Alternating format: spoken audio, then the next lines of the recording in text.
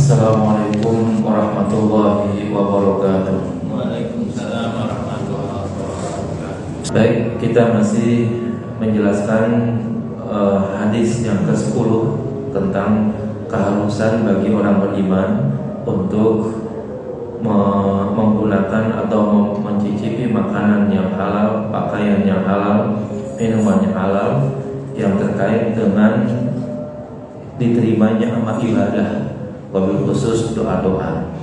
Sekali lagi mari kita baca hadisnya. Bismillahirrahmanirrahim. An Abi Hurairah radhiyallahu ta'ala anhu, dari Abu Hurairah semoga Allah meridhoinya, qala, beliau berkata, qala Rasulullah sallallahu alaihi wasallam, Rasulullah bersabda, innallaha thayyibun la yaqbalu illa thayyiban. Allah itu adalah baik, Ia tidak akan menerima kecuali yang baik. Wa innallaha amara al-mu'minin bima amara bihil mursalin.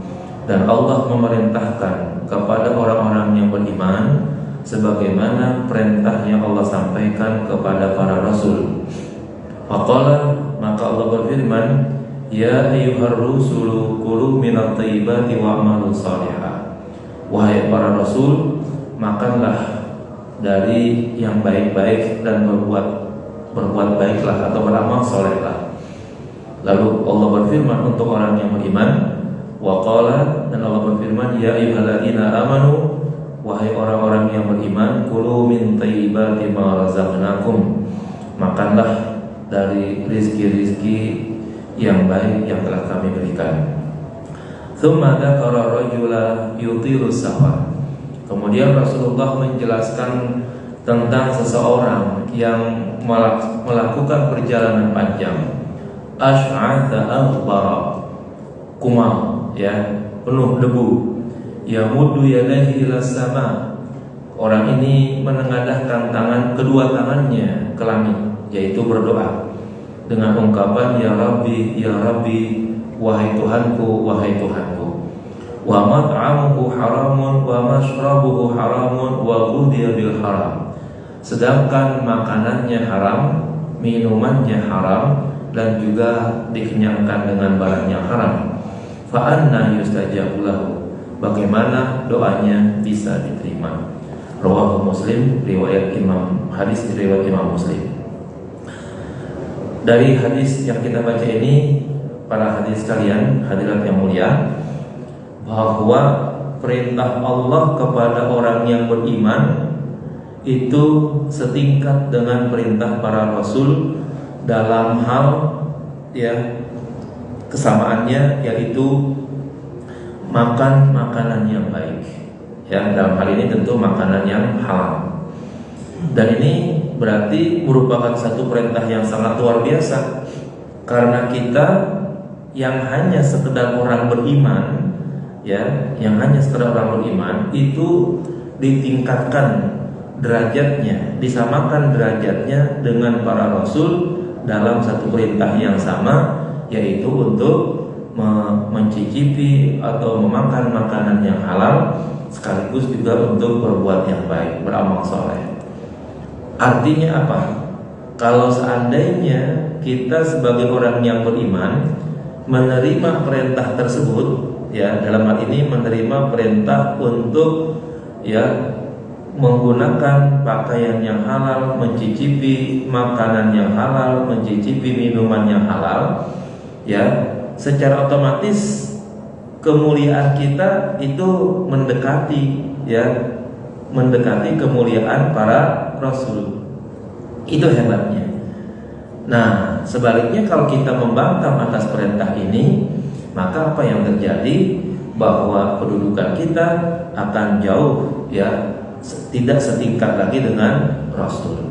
Bahkan dari upaya membangkang, misalnya tidak mau makan makanan yang halal, ya, yang akhirnya kita mungkin terjerumus untuk mencicipi makanan yang haram, pakaian yang haram, ya, efek daripada semua itu adalah ibadah kita itu ditolak oleh Allah Subhanahu wa taala, yang dalam hal ini dilambangkan oleh doa. Ya. Kalau kita mempelajari misalnya sholat saja sebagai sebuah ibadah yang paling agung bagi kita. Sholat itu secara bahasa diartikan dengan ad-du'a. As-sholatu ad-du'a. Sholat itu adalah doa.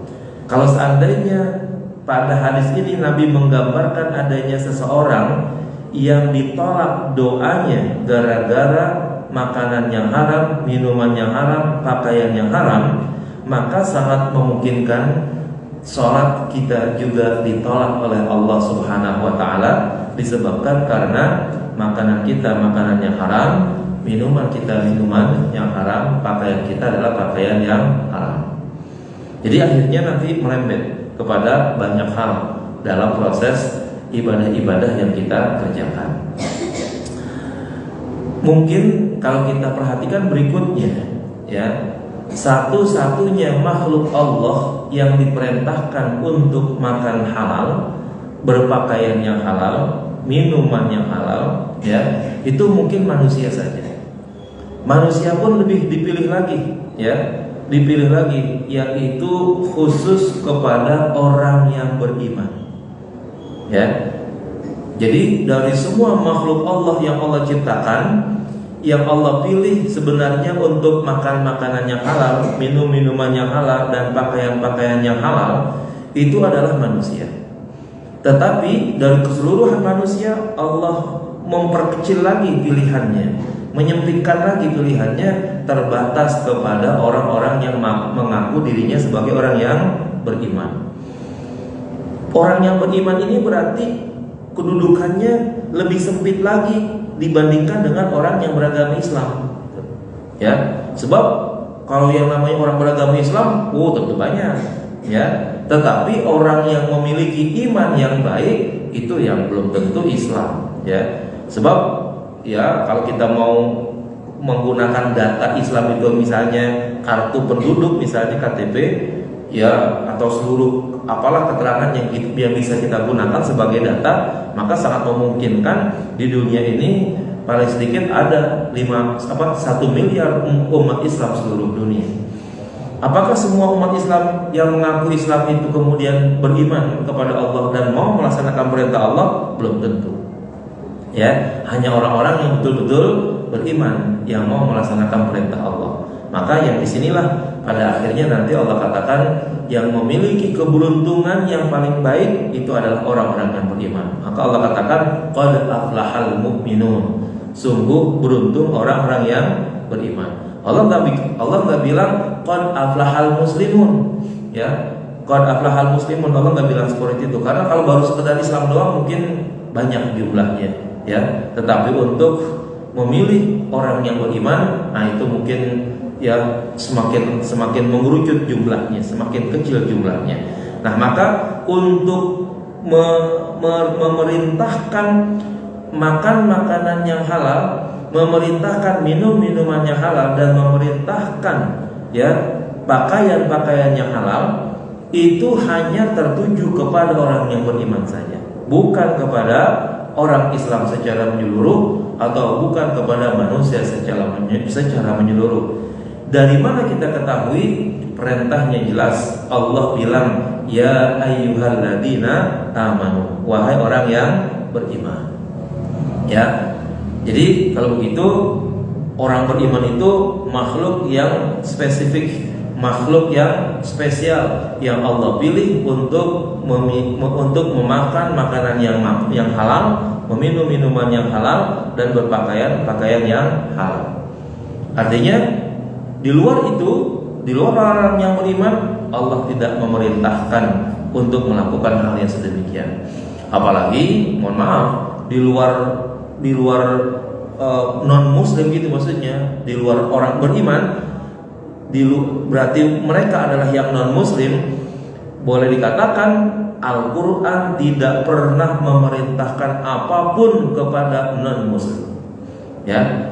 Nggak ada perintah sholat untuk orang non muslim, tidak ada perintah zakat untuk non muslim, tidak ada perintah puasa untuk non muslim, tidak ada perintah haji dan umrah untuk non muslim, tidak ada perintah ya untuk menjaga diri dari barang yang haram bagi non muslim. Kalau udah non muslim silahkan mau berbuat apa saja, mau makan apa saja, itu tidak ada larangan. Yang Allah jaga itu adalah khususnya secara umum adalah orang yang beragama Islam, secara spesifik, secara khusus itu Allah khususkan kembali kepada orang yang beriman. Maka orang yang beriman itu adalah orang yang sangat terpilih di hadapan Allah untuk kemudian Allah lindungi. Jangan makan makanan yang haram, jangan minum minuman yang haram, dan jangan berpakaian yang haram. Nah, dari sini lanjut pada penjelasannya. Kama annahu ta'ala la yaqbalu minal amwal illa ma kana thayyiban. Ya, sebagaimana seharusnya Allah juga tidak akan menerima dari harta kecuali harta tersebut juga adalah harta yang thayyib, harta yang baik. Dari mana harta yang baik tersebut? Min kasbil halal, yang diambil dari usaha yang halal. Lidzalika, karena itu qala Rasulullah sallallahu alaihi wasallam fi ma'radi dzikri shadaqah. Ya, Rasulullah sallallahu alaihi wasallam bersabda di dalam menjelaskan tentang pentingnya bersedekah. Sabdanya, man tasaddaqa bi 'adli tamratin min kasbin thayyibin wa la yaqbalullahu illa thayyiba fa innallaha yaqbaluha bi yaminihi.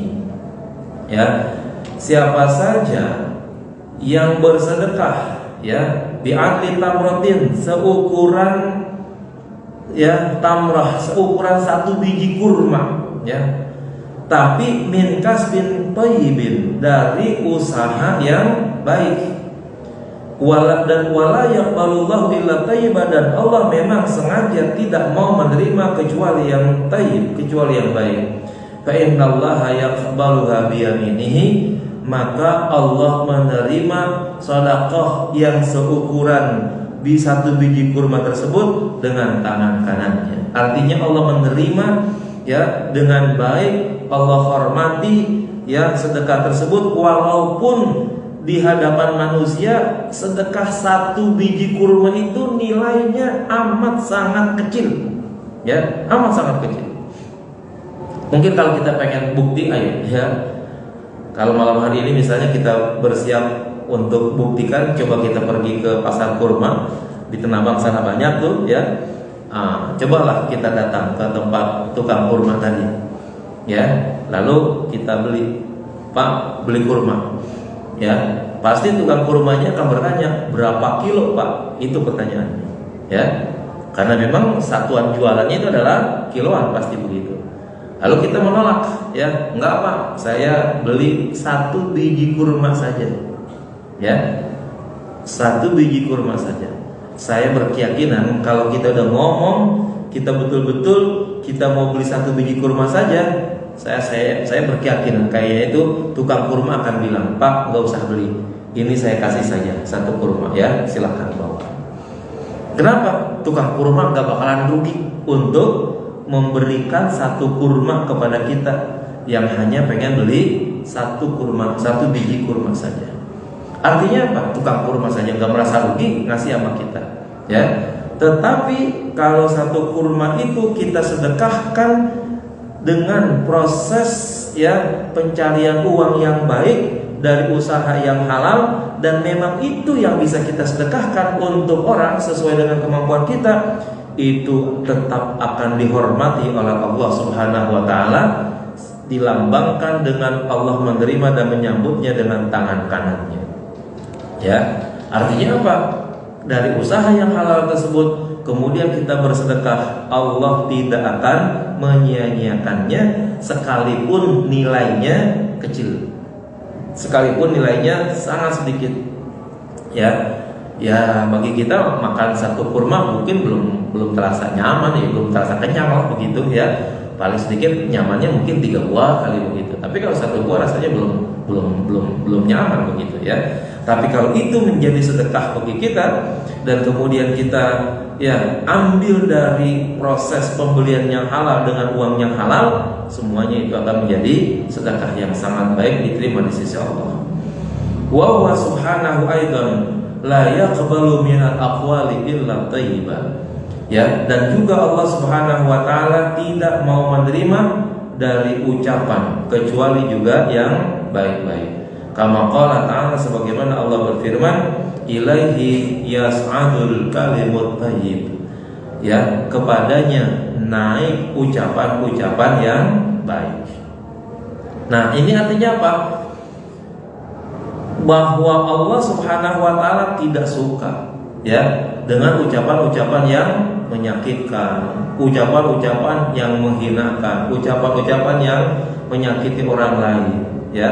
Yang hanya sampai kepada Allah adalah ucapan-ucapan yang baik. Ucapan yang baik sangat memungkinkan bentuknya satu yang paling tinggi mungkin baca Al-Quran. Turun ke bawah adalah berzikir dengan aneka macam sebutan zikir, mulai dari salawat, tahlil, tahmid, tahlil, ya, tasbih dan lain sebagainya, atau yang disebut dengan al-kalimah at-thayyibah. Termasuk, ya, berbicara kepada orang lain, ya, dengan isi pembicaraan yang baik, yang dimengerti, yang kemudian bisa memberi pengaruh baik kepada orang yang diajak bicara tersebut. Itulah yang nanti yas'adul kalimut thayyib, kepada Allah, ya, kalimat-kalimat yang thayyib tersebut akan sampai kepadanya. Nah, kalau begitu, kalau kita tahu bahwa yang sampai kepada Allah adalah kalam-kalam yang baik, ucapan-ucapan yang baik, maka sudah tidak sepantasnya bagi kita untuk mengucapkan ucapan-ucapan yang buruk, ucapan yang kotor, ucapan yang tidak pantas, ucapan yang mungkin menyakiti orang lain. Di era sekarang mungkin bukan lagi sekedar ucapan, ya. Di era modern ini kita mungkin punya media sosial, ya. Media sosial mungkin tidak selalu berbicara, mengeluarkan suara, mungkin kalau yang dimaksud seperti itu. Maka apapun yang kita tulis melalui jari-jari kita di alat medsos kita itu juga mungkin sangat-sangat nilainya. Artinya, kalau kita menulis sesuatu yang baik untuk sahabat kita, untuk teman kita, untuk orang banyak, maka apa yang kita tulis itu akan naik ke hadapan Allah Subhanahu wa taala. Ya, tetapi apabila yang kita tulis itu menyakitkan orang lain, merugikan orang lain, termasuk juga ucapan-ucapan yang sia-sia, itu paling tidak itu tidak akan sampai kepada Allah. Lebih-lebih lagi tidak akan ada bernilai di hadapan Allah, tidak ada pahalanya. Ataukah mungkin kalau seandainya omongan tersebut sudah menyakiti orang lain, menzalimi orang lain, di dalamnya ada fitnah, di dalamnya ada ghibah, ya, maka sangat memungkinkan tulisan-tulisan tersebut bukan saja tidak diterima, tapi juga mengandung dosa. Ya, kan sekarang di Facebook, di WA, ya kan, nggak perlu yang begitu-begitu ada suaranya. Kalau mungkin disebut dengan kalimat thayyibah, mungkin ada omongannya kali. Tapi di era modern sekarang ini tidak harus itu berbentuk ucapan, ya, berbentuk tulisan pun itu kalau sama-sama menyakitinya, apalagi kemudian akhirnya di dalamnya merendahkan orang lain, memfitnah, ghibah, namimah dan lain sebagainya, itu sangat memungkinkan, ya, bukan saja tidak diterima, tetapi juga akan membawa dosa bagi pelakunya. Wa hatta yatahaqqaqa lil mu'min hadhihi thayyibah, dan sehingga akhirnya terbukti bagi orang yang mukmin nilai-nilai baik ini, wa yanbaghi alaihi ay yahrusa ala tanawul thayyib min rizqi, dan sudah seharusnya ia punya ambisi yang kuat, ya, punya keinginan yang kuat untuk memperoleh yang baik, untuk memperoleh yang baik dari rezeki yang diupayakannya. Kama qala ta'ala, sebagaimana firman Allah Ta'ala, kulu minat thayyibati wa'malu sholihah, makanlah yang baik-baik dan beramal solehlah.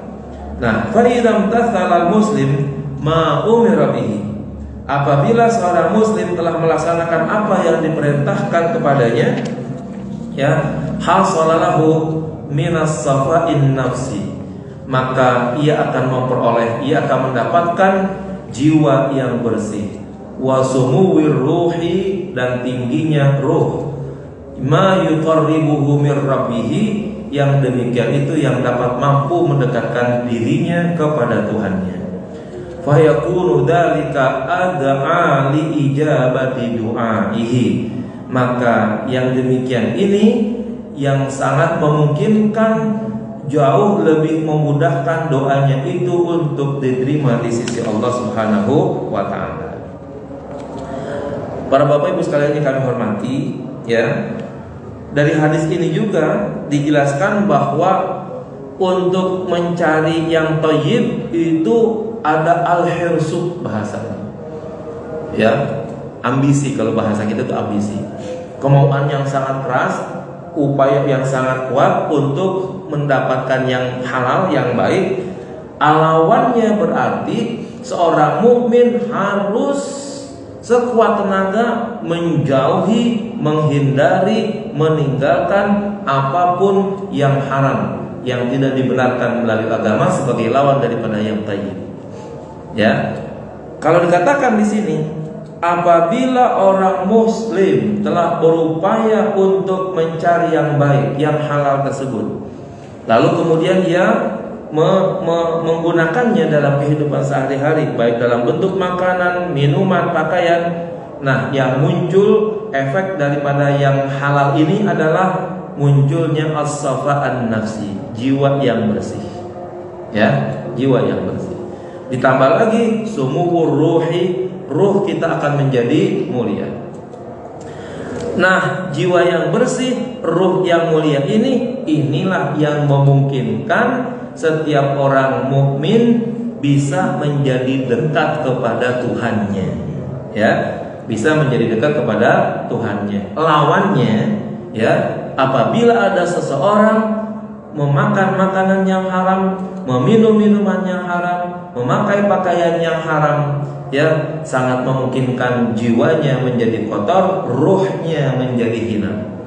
Nah, jiwa yang kotor, ruh yang hina ini menjadikannya dia jauh dari Tuhannya. Kalau dia jauh dari Tuhannya, ya, itu menyebabkan doa-doanya sulit untuk diterima di sisi Allah Subhanahu wa taala.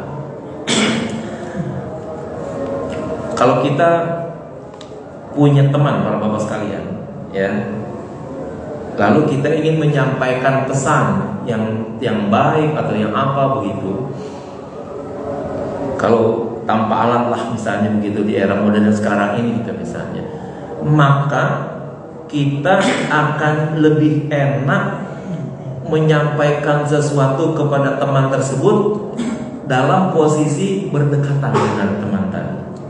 Ya, kalau teman tadi misalnya kita mau ajak untuk berbuat baik, ya, misalnya kita ngajakin dia bersedekah, kita sedekah yuk.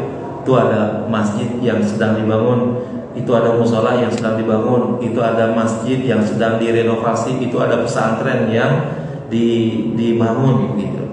Ngomongnya face to face, ya, dekat gitu. Itu sangat memungkinkan pembicaraan kita didengar oleh teman kita. Ya. Andaikan saat itu mungkin dia belum punya dana yang cukup untuk, ya, bersedekah, sangat memungkinkan di masa yang akan lain dia punya rezeki yang baik, yang banyak, dia akan bersedekah. Ya. Kenapa? Karena ngomongnya dekat. Coba kalau kita ngomong, ya, dari kejauhan tanpa menggunakan alat, ya, bagaimana kita menyampaikan pesan kita kepada orang yang jauh supaya dia melakukan kebaikan atau meninggalkan keburukan, ya? Karena sangat jauhnya, mungkin pesan tidak diterima, ya, pesan tidak diterima dengan baik, enggak terdengar dengan baik. Begitu juga posisi hamba akan jauh lebih bagus kalau dia memang memiliki posisi kedekatan dengan Tuhannya, dilihat dari sisi, ya, bersihnya jiwa dan luhurnya ruh, ya, itu yang melambangkan kedekatannya. Sehingga dengan dekatnya hamba kepada Tuhan, ketika hamba tersebut berbicara, berdoa, meminta, memohon, ya, meminta ampun dan sebagainya, akan jauh lebih dekat dan jauh lebih mudah diterima di sisi Allah Subhanahu wa taala.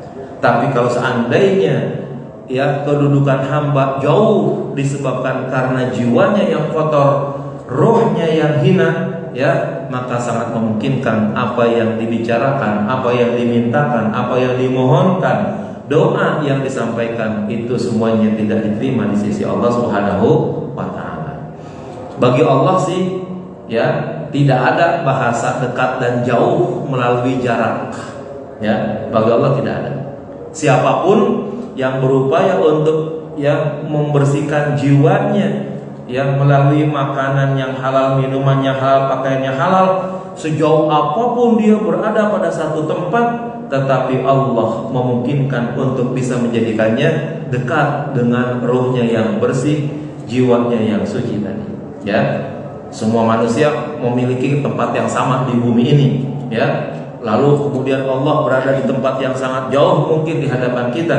Tetapi kalau Allah sudah didekati dengan cara yang sesuai dengan yang Allah perintahkan kepada kita, maka kedudukan kita di hadapan Allah itu dinyatakan dekat, walaupun sebenarnya sama-sama jauhnya dilihat dari posisi yang ada.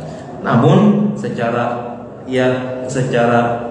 non fisik, ya, kalau secara fisik mungkin jauh, secara non fisik, secara roh kita memiliki kedekatan kepada Allah Subhanahu wa taala melalui proses-proses yang melaksanakan perintah-perintah yang Allah tegaskan kepada diri kita. Salah satunya adalah untuk, ya, memakan makanan yang halal, minuman yang halal, dan pakaian yang halal.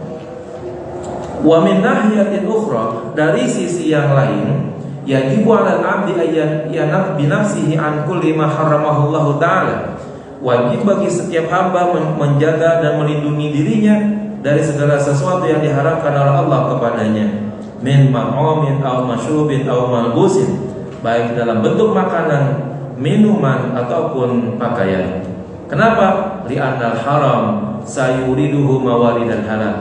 Karena makanan yang haram-haram, pakaian yang haram, minuman yang haram akan menggiring orang tersebut kepada tempat, ya, yang membawa kepada kecelakaan. Yaqulun Nabi sallallahu alaihi wasallam fi dzalika, Nabi Muhammad sallallahu alaihi wasallam bersabda, la yarbu lahmun nabata min suhtin illa kanatin naru aula bihi. Ya, tidaklah terdidik satu daging yang daging itu tumbuh dari yang haram, ya, illa kanatin naru aula bihi, maka, ya, neraka lebih pantas untuk daging tersebut. Artinya apa nih? Jiwa kita, badan kita itu kan terisi, ya, dari daging, tulang dan lain sebagainya ini. Ya, kalau seandainya pertumbuhan daging kita, pertumbuhan tubuh kita yang ada sekarang ini ternyata besar, terdidik, tumbuhnya itu badannya gede, badannya kuat dan lain sebagainya, tapi berasal dari sumber yang haram, maka, ya, daging yang ada pada tubuh tersebut tidak ada yang pantas kecuali harus ditempatkan di neraka. Mungkin Allah nggak langsung, ya, nanti orang yang diempanin, yang dikasih makan, yang dikasih minum dengan yang haram, lalu kemudian langsung diceburin ke neraka, enggak. Sangat memungkinkan bahwa orang yang tumbuh dirinya, jiwanya, badannya dari barang-barang yang haram, itu pun akan mudah terseret kepada, ya, perkara-perkara yang haram juga. Tadi yang Nabi katakan, ya, sayuriduhu mawaridal halal, akan terbawa kepada tempat-tempat yang membawanya kepada kecelakaan. Kecelakaan dimaksud adalah terjerumusnya orang tersebut yang makan haram, yang minum haram, yang berpakaian haram kepada perbuatan yang memang koneksitasnya juga kepada yang haram juga.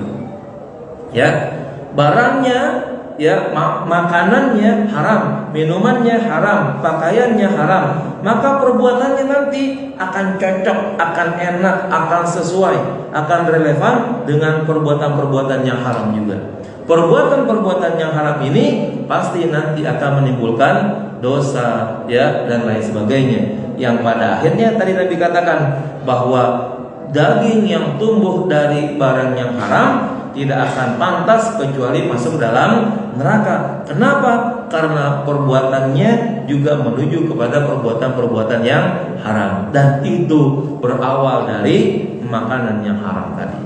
Nah, maka kita mungkin ini yang paling berbahaya adalah selaku orang tua nih.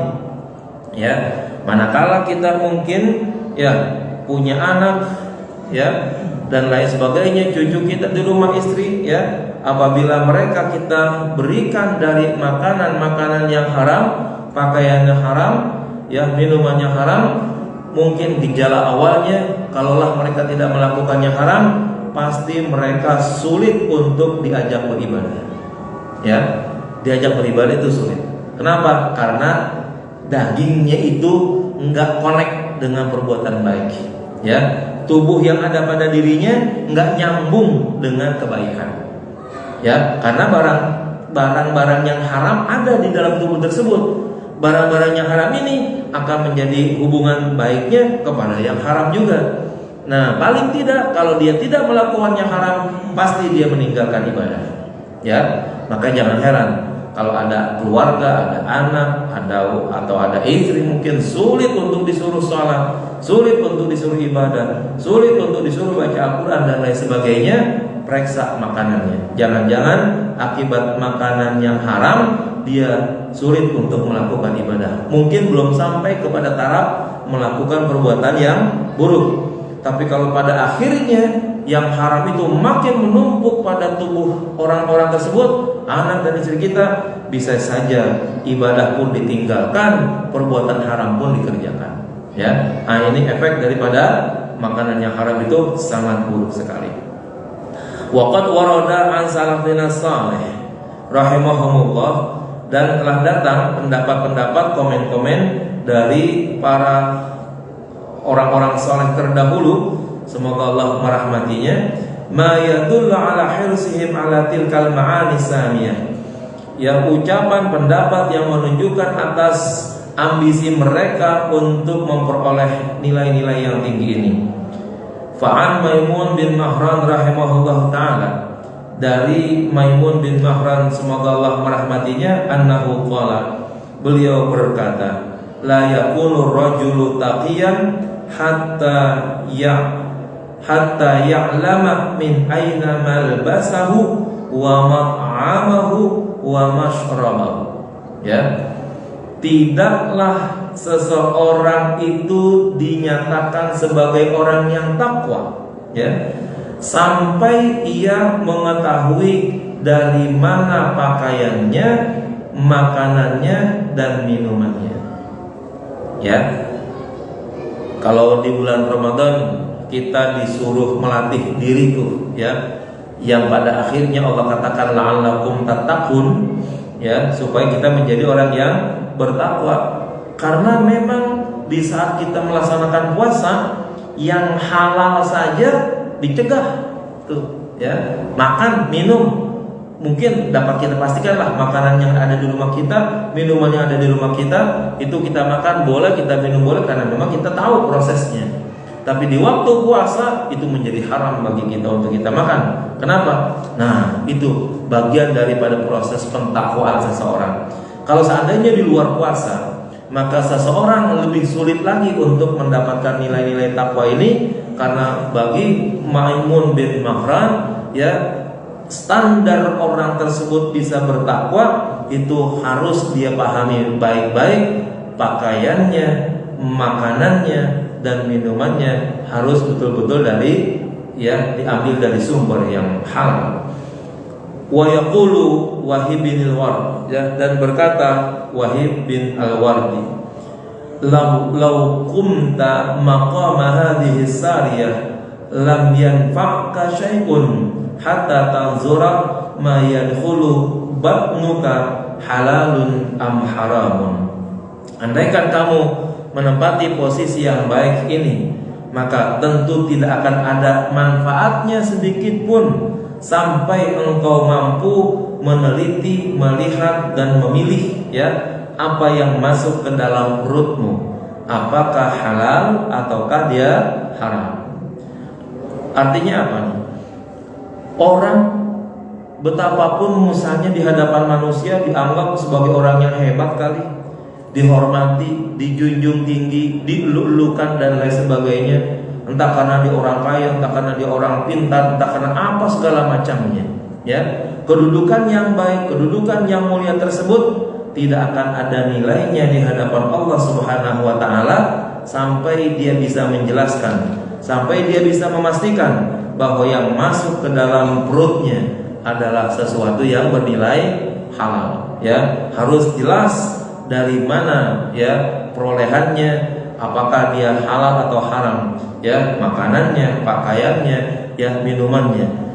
Kedudukan yang mulia di hadapan manusia mungkin gak ada nilainya nanti di hadapan Allah kalau seandainya, ya, kemuliaan tersebut tidak diiringi dengan upaya untuk memuliakan jiwanya, rohnya melalui makanan yang halal, minuman yang halal, dan pakaian yang halal. Wa yaqulu Yahya bin Ma'adz, dan berkata Yahya bin Ma'adz, at-ta'atu khizanatun min khazainillah. Taat itu adalah perbendaharaan yang dimiliki oleh Allah. Salah satu perbendaharaan yang dimiliki oleh Allah. Illa anna mafatihaha ad-du'a. Ya. Taat itu, ya, kuncinya adalah melalui doa. Wa asnanuhu luqamul halali. Dan gigi-gigi kunci tersebut adalah makanan yang halal. Saya ingin gambarkan dulu, kita kalau punya kunci itu di rumah kita, yang bagaimana saja kuncinya itu mesti ada gigi-giginya, ya, yang membedakan antara satu kunci dengan kunci yang lain. Sangat memungkinkan pintu yang di sini punya kunci, yang di situ punya kunci. Kalau ditukar nggak bisa, ya, karena masing-masing kunci itu punya giginya masing-masing. Nah, jadi dengan kata lain, untuk membuka pintu tersebut itu ada kuncinya. Setiap kunci ada giginya. Nah, manakala kunci dengan giginya itu pas, nah itu baru bisa terbuka. Begitu juga ketaatan kepada Allah, ya. Taat kepada Allah itu bukan semata-mata memang Allah mewajibkan, tetapi juga harus ada upaya dari hamba untuk bisa dinyatakan dirinya sebagai orang yang taat. Ya, nah, kunci pembuka daripada taat itu katanya adalah doa. Ya, kita harus memohon kepada Allah agar kita dijadikan sebagai hamba yang baik, yang bisa menjalani perintah Allah, yang bisa menjauhi larangan Allah dan lain sebagainya. Tetapi kalau udah doa, namun doa tersebut tidak diiringi dengan, ya, makanan-makanan yang halal, itu sama seperti doa, ya, atau kunci yang tidak ada gigi-giginya. Silakan, ya, coba masukin tuh kunci-kunci di pintu-pintu tersebut, tapi kunci tersebut tidak ada gigi-giginya, tidak ada gerinya itu kan, ya. Maka sangat memungkinkan pintu tersebut tidak akan terbuka, ya. Maka doa kita harus ada giginya, ya. Kunci kita harus ada giginya. Giginya itu adalah makanan yang halal tadi. Artinya ibadah kita, taat kita nggak mungkin, ya, bisa dilaksanakan. Dan itu merupakan perbendaharaan Allah, gudang yang Allah miliki. Kalau kita pengen membukanya, maka kita harus taat. Dan taatnya juga harus dilandasi dengan makanan-makanan, suapan-suapan yang halal. Nah, ini berarti kalau begitu amat sangat penting, karena ibadah kita, ketaatan kita kepada Allah itu merupakan, bagi orang awam gitu, ya, merupakan sarana yang kita pahami bahwa itu nanti akan memungkinkan kita bisa dekat kepada Allah dan masuk ke surganya Allah. Bagi kita seperti itu, ya. Bagi kita bahwa pengen selamat dari neraka, pengen masuk ke dalam surga, itu jalannya adalah beribadah, ya. Walaupun nanti di hadapan Allah tidak harus begitu, karena masuk surga itu adalah fadlu minallah katanya, ya. Tetapi tidak ada orang yang tidak ahli ibadah atau merupakan orang yang memang mau taat kepada Allah yang kemudian Allah terima, kemudian dia bisa masuk surganya Allah Subhanahu wa taala. Semua yang Allah janjikan di dalam ayat-ayat selalu alladzina amanu wa amilus shalihat. Orang yang beriman dan beramal soleh yang memungkinkan baginya untuk masuk ke surganya Allah. Bentuk daripada iman dan amal soleh itu adalah realitanya ketaatan seorang mukmin tersebut menjalani perintah Allah, menjauhi larangan Allah. Ya, salah satunya adalah ketika Allah perintahkan orang yang beriman agar makan makanan yang halal, minum minuman yang halal, kemudian berpakaian yang halal. Dan ini ternyata menjadi kunci untuk dimudahkannya, ya, terbukanya pintu taat kita kepada Allah Subhanahu wa taala. Kata lain kalau begitu, apabila ada orang yang memakan makanan yang haram, meminum minuman yang haram, berpakaian yang haram, sulit rasanya untuk bisa taat. Ya, sulit rasanya untuk bisa taat, karena taat itu memang pembukanya dari situ, dari yang halal tadi. Kalau seandainya yang dimakan, yang diminum, yang dipakai adalah haram seluruhnya, sulit untuk bisa taat. Dan sementara taat itu dikatakan adalah sebagai perbendaharaan Allah. Artinya kalau kita pengen membuka gudang Allah tersebut, ya, tanpa kita memakan makanan yang halal, minum minuman yang halal, berpakaian yang halal, sulit untuk membuka gudang Allah Subhanahu wa taala. Yang gudang itu adalah bentuk ketaatan kita kepada Allah, baik melaksanakan sholat, ya, puasa, ya, kalau kita punya uang kita bersedekah, berzakat, lebih daripada itu kita melaksanakan haji dan lain sebagainya. Yang semuanya itu sumber awal-awalnya adalah dari yang halal, baik dalam bentuk makanan, minuman, dan pakaian.